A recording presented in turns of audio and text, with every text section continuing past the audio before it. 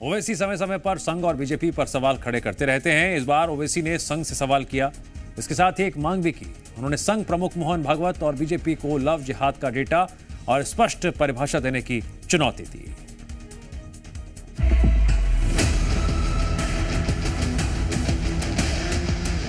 संघ प्रमुख मोहन भागवत के लव जिहाद वाले बयान पर घमासान छिड़ गया है। एआईएमआईएम प्रमुख असदुद्दीन ओवैसी समेत विपक्ष के कई नेता सवाल उठा रहे हैं। सबसे पहले आपको ओवैसी का बयान सुनाते हैं।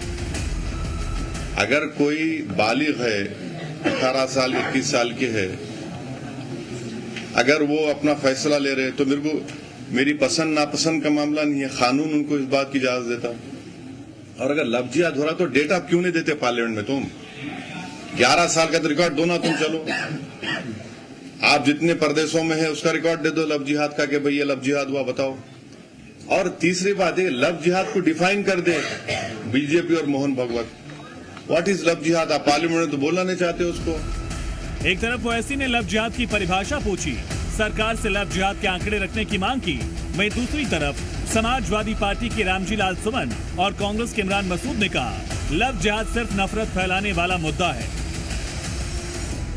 मोहन भागवत जी, उनका तो कोई अपना परिवार नहीं है, कौन सा लव जिहाद? अगर हिंदू और मुसलमान लड़के और लड़कियां आपस में प्यार कर ले तो ये लव जिहाद हो गया। कुल मिलाकर के सामाजिक सद्भाव का काम जो इस देश में होना चाहिए, आरएसएस का जो आचरण है बिल्कुल उसके विपरीत है। ये मुसलमानों के खिलाफ लगातार नफरत फैलाने में लगे हुए हैं और मैं समझता हूँ उनकी इस प्रकार की सीख का कोई मतलब नहीं है। ये तो सामाजिक वो है, इसके अंदर समाज के अंदर आपस में वो रहने चाहिए।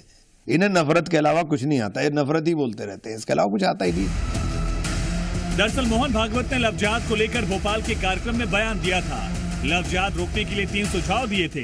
कहा था, सबसे पहले परिवार में निरंतर संवाद होना चाहिए। दूसरा कदम बेटियों को सतर्क और जागरूक करने का हो, आत्मरक्षा की भावना जगाई जाए। और तीसरा कदम, इस तरह के मामलों में जो अपराधी पकड़े जाएं, दोषी मिले, उनके खिलाफ सख्त और प्रभावी कार्रवाई की जाए। भागवत के इसी फॉर्मूले से लव जिहाद पर फिर एक बार नई बहस छिड़ गई है।